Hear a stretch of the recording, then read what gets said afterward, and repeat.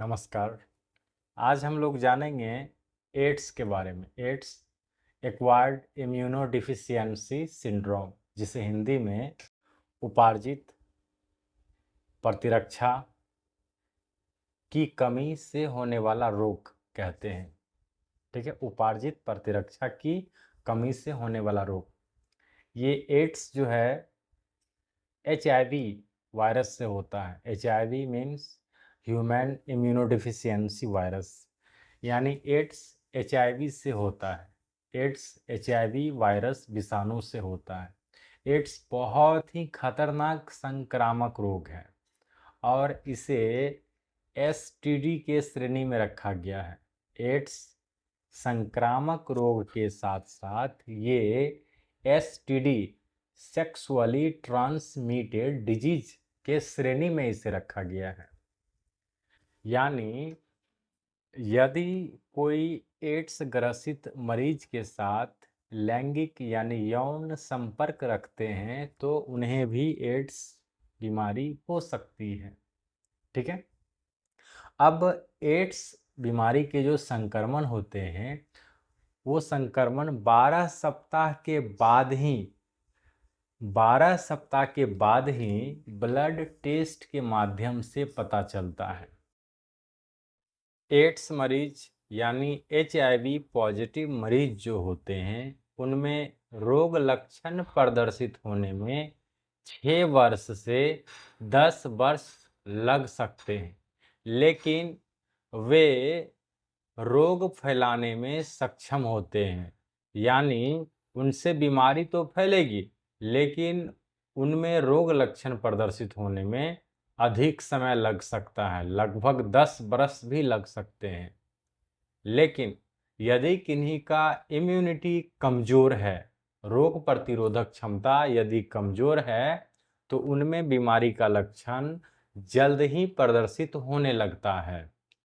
HIV virus जो होते हैं, एड्स के वायरस HIV, ये हमारे ब्लड में उपस्थित लिम्फोसाइट, 2 प्रकार के लिम्फोसाइट होते हैं, बी लिम्फोसाइट और टी लिम्फोसाइट।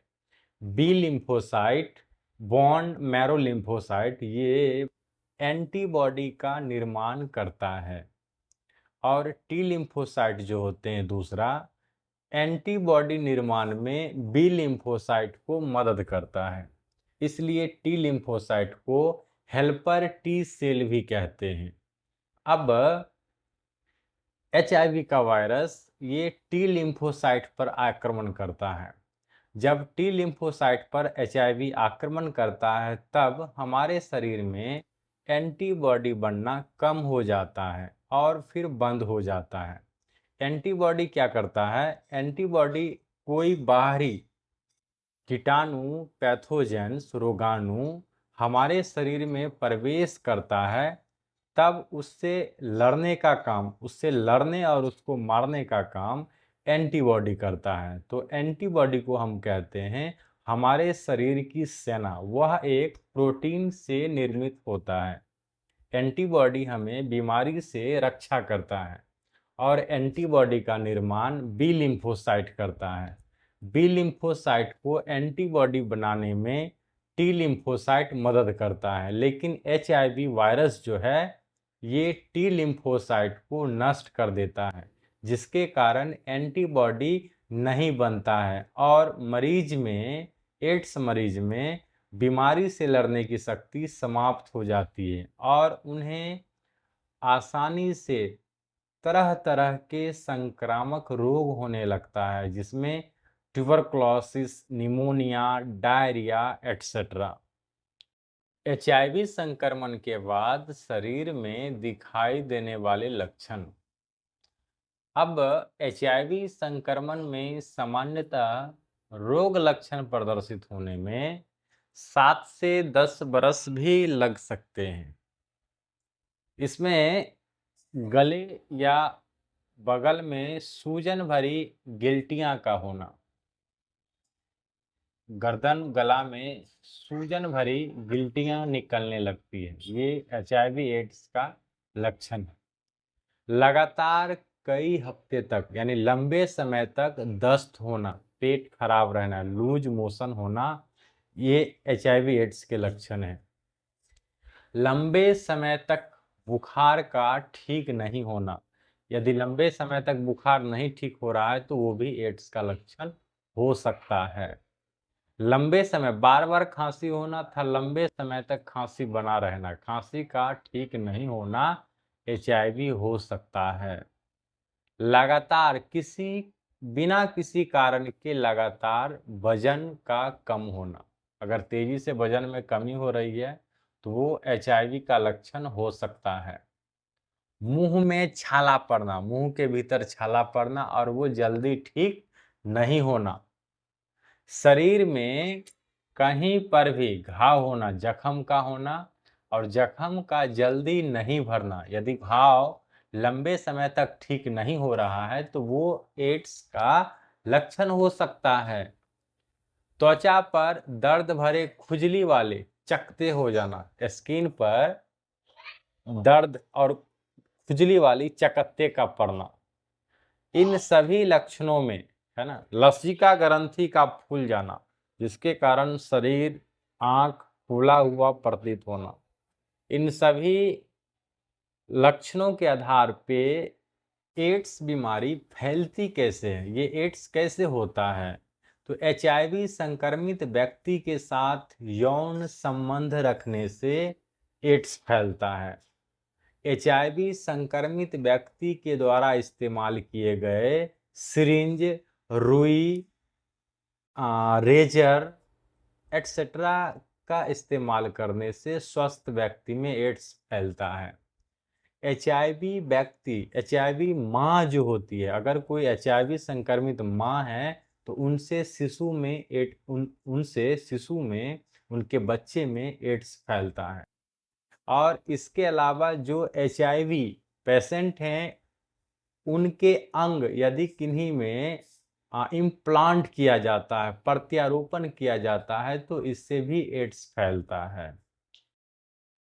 एक बार HIV से संक्रमित होने का मतलब ये है कि जीवन भर का संक्रमण और दर्दनाक मृत्यु। इसलिए HIV ना हो, इसके लिए जो भी अनेक पहलू हैं उस पर विशेष ध्यान देना चाहिए और बचाव हेतु सुरक्षा करना चाहिए। एड्स से बचाव क्या है? तो जीवन साथी के अलावा किसी से यौन संबंध नहीं रखना चाहिए। जीवन साथी के अलावा किसी के साथ भी यौन संबंध नहीं रखना चाहिए। यौन संपर्क के समय जब भी यौन संबंध बनावें तो उस समय कंडोम का प्रयोग अवश्य करें। मादक औषधि व्यक्ति के द्वारा उपयोग में जो सिरिंज लिए जाते हैं और जो है ना रेजर इस्तेमाल किए जाते हैं उसका इस्तेमाल नहीं करना चाहिए। हमेशा नए सिरिंज और नए ब्लेड का ही इस्तेमाल करना चाहिए। उपयोग किया गया, जिसका उपयोग हो चुका है, ऐसे सिरिंज, निडिल, ब्लेड का इस्तेमाल नहीं करना चाहिए। इसके अलावा जो एड्स पीड़ित महिलाएं होती है उसे गर्भधारण नहीं करना चाहिए, क्योंकि उनसे जो पैदा बच्चे होंगे उन बच्चे में एड्स बीमारी आ जाएगी, वो संक्रमित बच्चे जन्म लेंगे। इसलिए एड्स पीड़ित महिलाएं गर्भधारण न करें, नहीं करना चाहिए उन्हें। रक्त की आवश्यकता होने पर अनजान व्यक्ति से ब्लड नहीं लेना चाहिए और सुरक्षित रक्त लेने के लिए पहले जो दाता व्यक्ति हैं उनका HIV टेस्ट करवानी चाहिए। बिना HIV जांच किए किसी का भी ब्लड नहीं लेना चाहिए। जो भी डिस्पोजल सिरिंज और सुई तथा अन्य चिकित्सीय उपकरण का 20 मिनट पानी में उबालकर जीवाणु रहित करने के उपरांत ही उपयोग में लेना चाहिए तथा दूसरे व्यक्ति का प्रयोग में लिया हुआ किसी भी तरह का ब्लेड, सिरिंज, पत्ती इस्तेमाल नहीं करना चाहिए। ये सभी लक्षण सामान्य रोगों में भी हो सकते हैं, किसी व्यक्ति को देखने से ये नहीं कहा जा सकता है कि उनको HIV एड्स ही है, जब तक कि उनका ब्लड टेस्ट के माध्यम से कंफर्म नहीं किया जाता है कि वो HIV पॉजिटिव हैं, तब तक लक्षण के आधार पर उसे HIV एड्स मरीज नहीं माना जा सकता है। हाँ, HIV मरीज के बारे में एक बहुत बड़ी जानकारी सबको रखनी चाहिए। जैसे कि यदि कोई HIV पेशेंट हैं, तो उनके साथ हाथ मिलाने, एक साथ भोजन करने, पानी पीने और साथ एक ही बिस्तर पर सोने, एक कमरे में रहने, शौचालय एक ही शौचालय का इस्तेमाल करने, स्नान घर का इस्तेमाल करने, उसके साथ खेलने, मच्छर या खटमल के काटने से ये HIV एड्स नहीं फैलता है।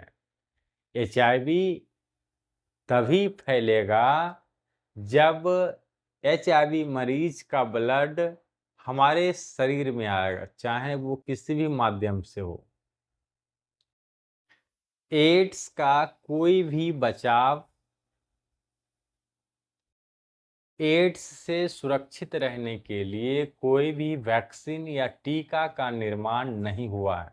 ऐसा कोई वैक्सीन नहीं है जिसके लेने से एड्स नहीं होता है, और ना ही ऐसी कोई दवा है जिसके खाने से एड्स पूर्णतः ठीक हो जाएगा। इसलिए एड्स से सुरक्षित रहने के लिए यौन संबंध के समय कंडोम निरोध का इस्तेमाल करें, और हमेशा सिंगल यूज, केवल एक बार प्रयोग में इस्तेमाल होने वाले सिरिंज, रेजर, ETC का उपयोग करना चाहिए। एड्स से बचाव ही इसका उपचार है। स्वयं बचें और एड्स से दूसरे को भी बचाएं।